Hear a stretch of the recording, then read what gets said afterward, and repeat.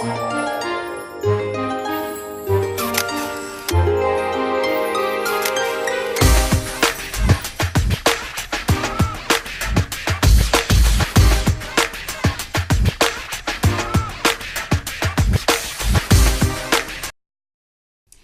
to Off the Cuff, where the headlines come to life.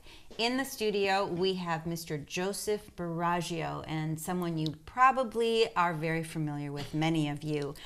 Joseph is a veteran. He is a known historian within our communities. He's intricately involved with the League of Women Voters, also was a board member not too long ago, and he is a community volunteer and activist, I think, prior to his retirement and definitely post-retirement.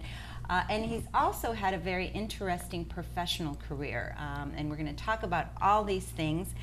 And I want to welcome Joseph Barrjio to Off the Cuff. Welcome, welcome. Thank you for having me. I am really intrigued by your 43-year professional. I'm intrigued with everything that you've done. I think I've known you for years and years and years, and I've always known you to be very active and very involved in so many different things. You are one of the pioneers of the community activism program, I think, in general, and you've brought people on board, and you've done so many things in terms of voter registration, in terms of really putting communities on the map and really going out there and doing the hard work and knocking on doors and just doing the work that's involved in community activism and work. But I want to talk about your professional career prior to that, and that is in cryogenics. And I'm going to let you explain that, because I did a little bit of research on that, and I was totally intrigued. But talk to us about your professional career, and where did you actually where did you actually work with this? The cryogenic operation I worked for was originally Linde Division of Union Carbide, located in Ecorse on the Detroit River. Okay, so it was a local company. Local company, and it changed its name in 1987 to Praxair Incorporated, and I was really fascinated by the name change, Praxair. A lot of people couldn't understand where that name came from, and here's where my college education came into play, because praxis is a Greek word meaning in pursuit of knowledge. And did you watch My Big Fat Greek Wedding? It's a Greek word. Everything came from Greece. Yeah, okay. Right. So this is one word that came from that, and it made sense. The call sign of the atmosphere of purity, that type of thing, cleanliness. The cryogenic industry is a very big industry, and it's very competitive. You've got companies like Air Products, AGA, Liquide, Air Liquide. Some of them are from Europe, and ours is located here in the United States, and they have a broad base in terms of international positions around the world. Cryogenics is a cold product industry, and it's a separation process with regard. Most of us understand when we talk about metals, and different metals having different melting points. Well, you have a similar situation with regard to the different gases that make up the atmosphere. And the atmosphere is made up of 79% nitrogen, close to 20% oxygen, and 1% of inert gases that include krypton, xenon, and things of that sort. Argon is also a part of that 1% and makes up the bulk of that 1%. These different gases are used, well, the separation process, first of all, like metallurgy, is done on the basis of temperature differences and that separate nitrogen from the gas mass, oxygen likewise, and they're funneled through a pipeline system and made liquid and stored in big tanks. Now, okay, that's getting way too technical. Okay, but the functions of these gases, oxygen is used in the steel industry. Nitrogen is used for freezing TV dinners. Argon is used as a blanketing gas in stainless steel. How safe is that? Now, you said TV dinners, and they're frozen in their fresh state, and when they're frozen, and then they're put in the microwave. I mean, does the process of having it go from the freezer to your table, does it create some additional chemicals in there that you're bringing into your body? So it's a safe kind of process. The packaging is completely sealed, and the nitrogen is applied, and And And they've used that process. When you had said that you had this career, I looked up a little bit of information about that, and that was used very much, and we talked about it earlier, very, very popular in the early or late 70s, 80s, and part of the 90s, where people felt that they wanted to actually freeze their physical body and be able to come back later on. Maybe 15, 20 years, 30 years, when there was a cure for whatever was Correct. ailing them. So how was that process, and how did we, because I don't hear too much about that anymore. No, you How don't. successful And was it? I can't speak to that too much, period, because we weren't involved in that particular process, actually. And it was a very popular one, like you mentioned, 80s and 90s, and with the purpose of suspending a person with the thought that 50 years down the line, a cure would be available to bring them back to life, that type of thing. The popularity fell off dramatically, Right. and it was costly. You needed to keep that constant refrigeration, nitrogen applied to maintain that state of... So you had to have someone really caring about you on this end Yes, to yes. actually continue And the payments. and the finances as well. So that was never a fundamental part of ours. We were... But you created the actual nitrogen right. that was supplied to different companies that did that. And a lot of different uses. The space program down in Florida, we've got an oxygen plant actually next to the main facility for launching space vehicles. So, but nobody's ever come out of it. no. Nobody's ever I have come never out heard it. of anyone coming out of it, and it's a sad note because a lot of this has lost favor in terms of popularity, and people didn't go through with putting their money forth with regard to the suspension, and these people So were if the just... check didn't come through, Yeah. the process would That's, stop. exactly. Yeah, But so it doesn't make too much sense to No. continue that kind No, of it doesn't. research. Our process was not really directly anywhere. Never saw anything directly involved with that particular issue, and but cryogenics is that that's a part of particular nitrogen part of it. Freezing process. Well, that was part of your career in terms of your professional career, but you're more noted for the things that you've done within the communities here. Yes. And I know that you are a history buff, and we talked a little bit about our history here within the community of Dearborn and Dearborn Heights. And you had so many interesting things that I've lived here all my life that I didn't really know. Tell us a little bit about your background. We were talking off camera a few minutes ago that I didn't even know about you, which I thought was really interesting. Yes. So tell us a little bit about your background and how you got really intricately involved in our communities here. My father came from Yemen in the Arabian Peninsula. My mother came from Bosnia-Herzegovina in the former Yugoslavia. She was Serbian, Eastern Orthodox persuasion. My dad was a Hajj, and sort of a mongrel, I guess you'd call it. But here was an example of living diversity and understanding the intricacies of diversity with regard to the whole idea of living peacefully together, that type of thing. And as I mentioned to you in the before the show started, the whole idea of experiences playing a vital role in terms of a prime educator in our lives. And part of my community activism was spurred by my work as a facilitator, a trained and certified facilitator with Praxair Incorporated. The tools I learned there, I incorporated in my community activism. And growing up in an immigrant community, South Dearborn, that had 45 nationalities, that spoke 52 languages, this was an experience I would not trade for all the formal education I've had in my life. It was fundamental in terms of transformational, in terms of my perspective on life and other people, and the whole concept of getting along with people, accepting people for who they are, and not looking at the small side of things. Inclusion and acceptance, I guess. Exactly, Yeah. exactly. Very important.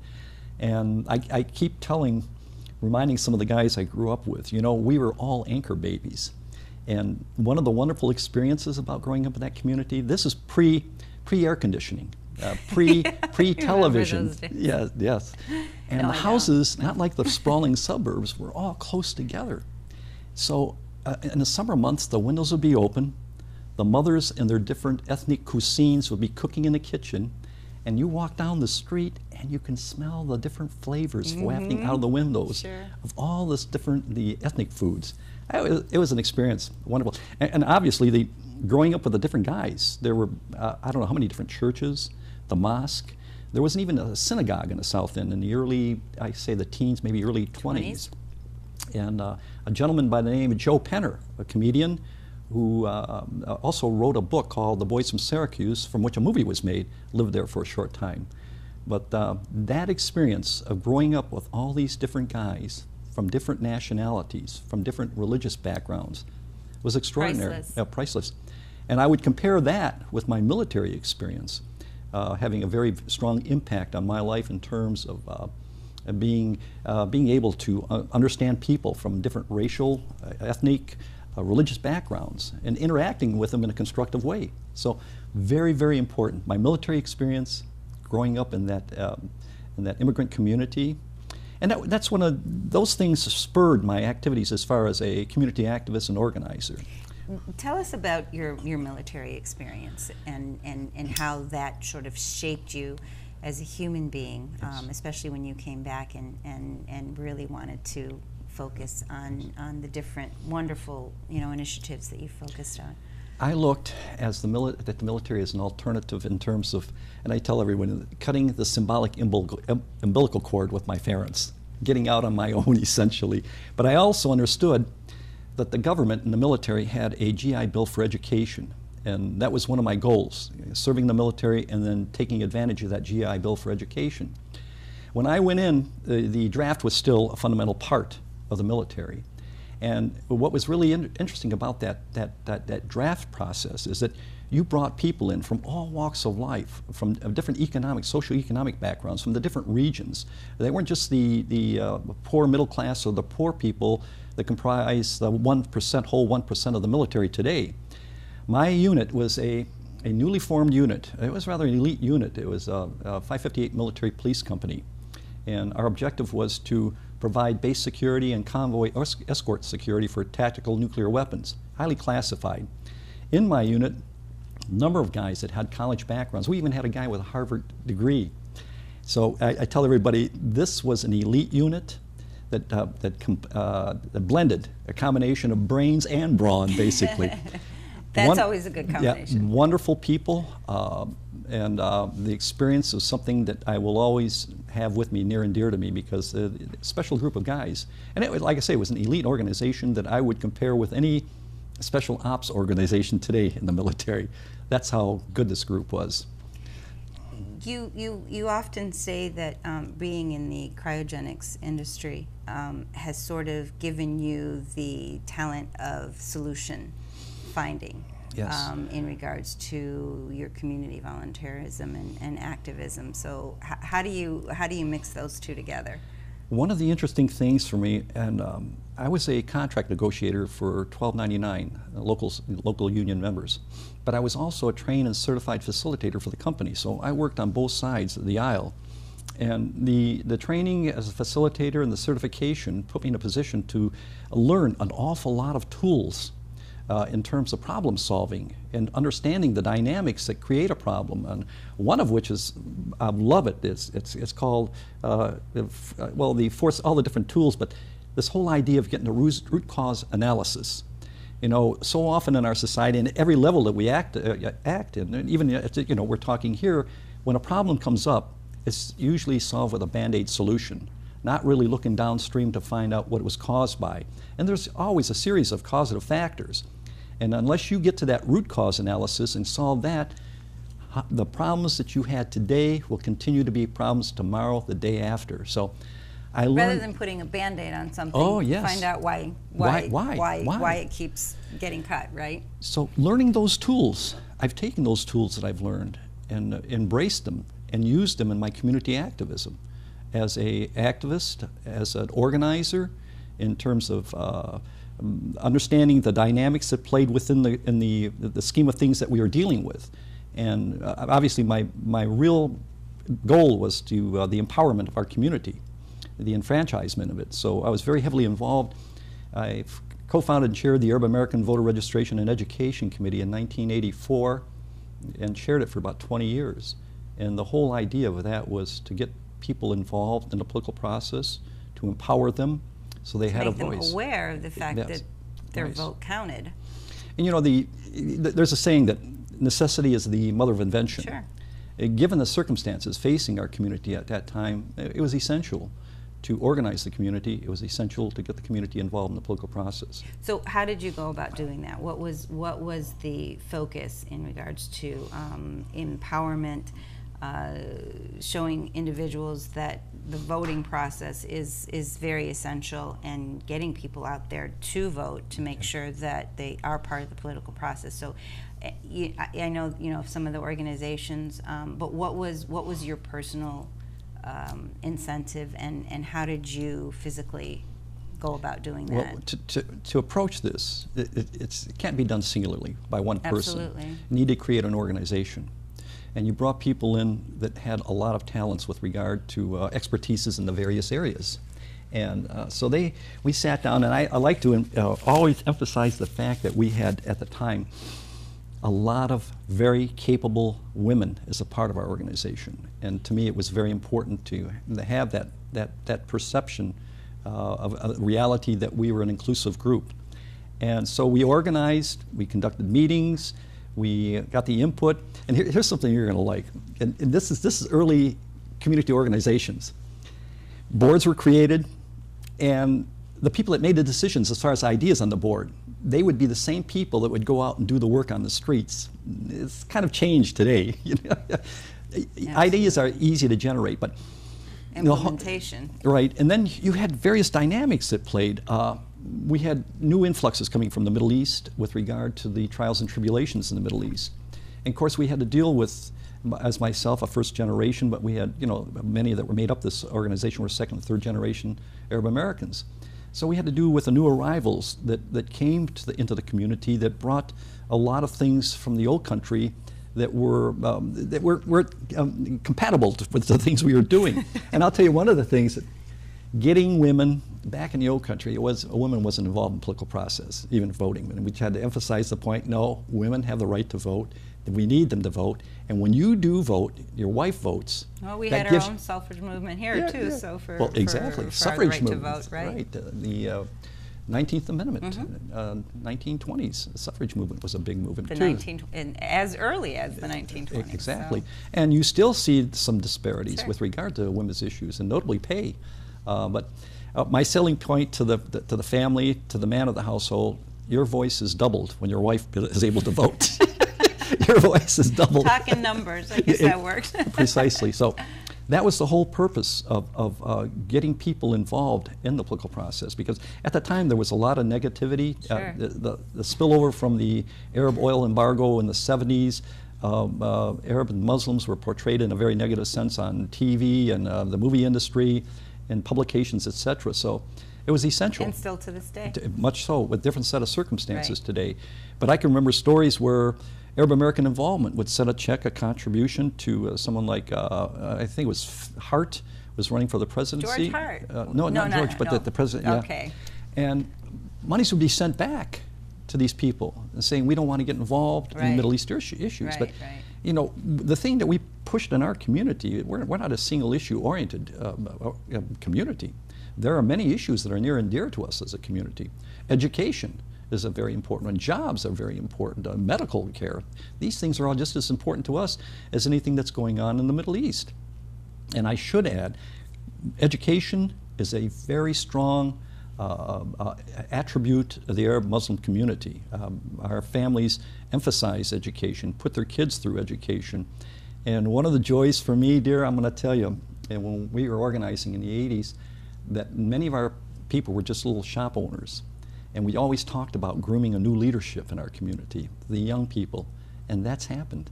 We see our young people going into all the professions, doctors, Absolutely. lawyers, engineers, journalism, and this is the new leadership that we were talking about then to groom to replace us as we move on to other things. And I liked it because it made my life a little more relaxing. I can give somebody else the tasks of doing things. Absolutely. Yeah.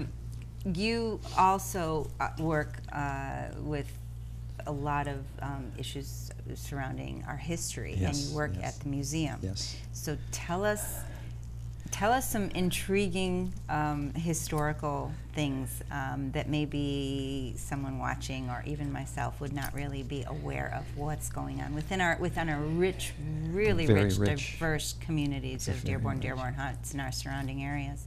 History is such an important component of who we are as people. In order to understand who you are and where you're going, you have to know Where you've came. been. That's right, where you come from. So I really emphasize the importance of history. The Dearborn Historical Museum has a fabulous collection of history, Dearborn history. They have a wonderful program. Every spring they bring 1,400 second graders from the public school system that was just expanded last spring to include Sacred Heart parochial schools and the Lutheran school. They come through and sit through 4 different segments of a session learning about Dearborn pioneer history, the one-room schoolhouse, the Three Sisters, corn, squash, and beans, and Pioneer House. And the important thing for us to know, and there's a publication called The Barker Birdhouse. It was written by William Nowlin, and his experiences of coming to this area in the late 1920s, early 30s.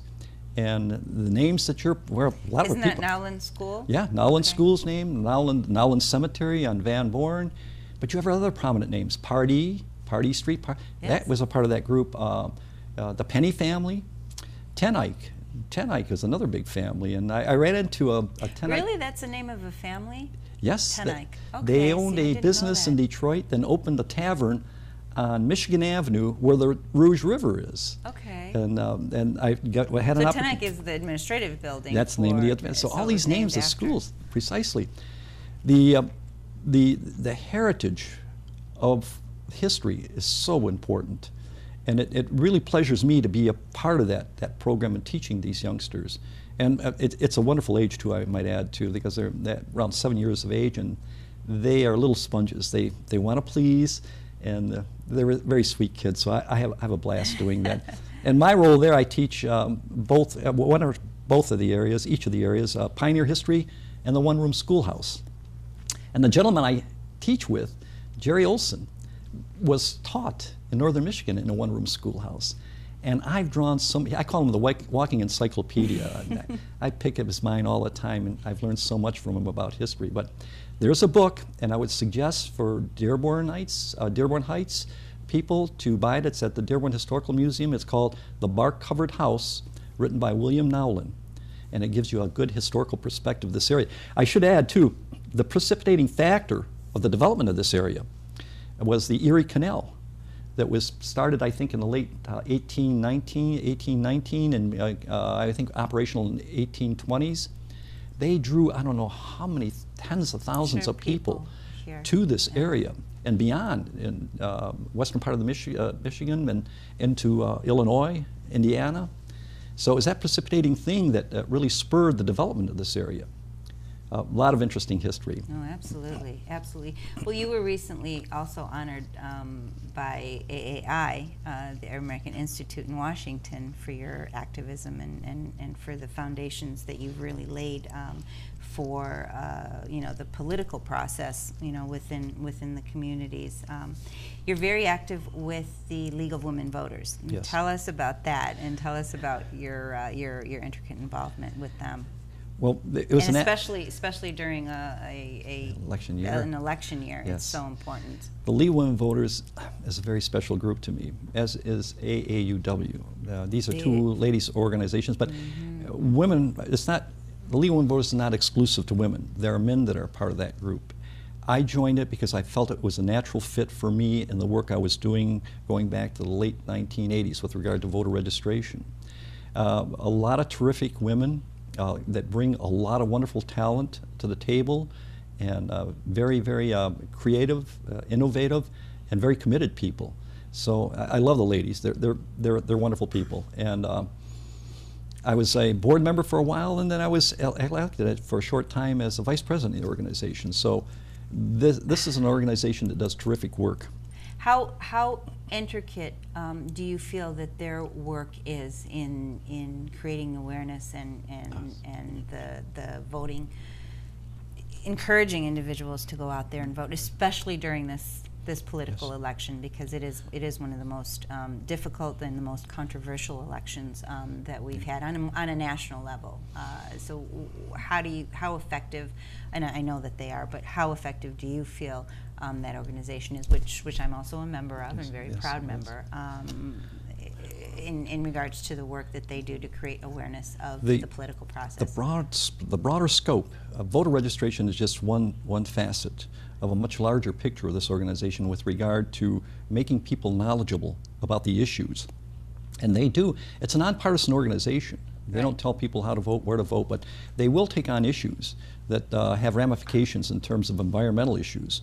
And they will do a consensus with regard. There's the chapters, then you have the state organization and the national organization. And they will take on issues that they feel are detrimental to our the environmental circumstance in which we live. But there is a course of providing information, knowledge. And the point is that an informed voter is an effective voter, too. So they do very good work on a broad front, broad scale. And I should mention, one of the things they devise, and it's at the national level, is the vote411.org. If you go on your computer and type in vote411.org, Vote the number 4 or the 411. Oh, okay, 411. And it'll come up on your computer screen. The course that you need to proceed. You write your name, type your name in, and your location, and the ballot before you go to vote at your precinct will come up on your screen, and you'll see that ballot before you even go to vote. Oh, so vote vote411.org. Yes. Okay.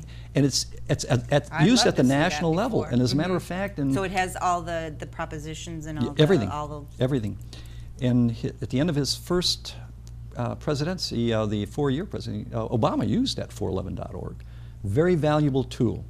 It provides access to information, and not only the ballot that comes up before you go to the polling place to vote, but other particular issues that come up. It's good to, because some of those issues come up, and I'm like, oh my goodness, Yeah, you know, I didn't really research that, and I don't know, and it becomes the eeny, meeny, miny, mo thing. So it's good to be able to be very well versed in regards to the issues. Knowledge prior is to good. vote. Knowledge is power. Absolutely. Exactly.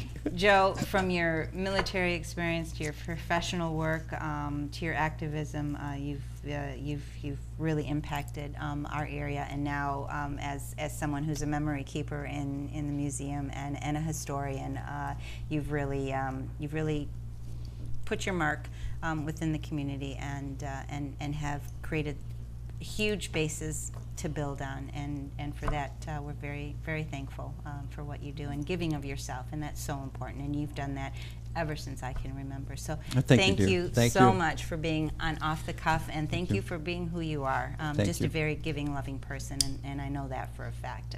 And thank you all for being on Off the Cuff, and we will see you next time.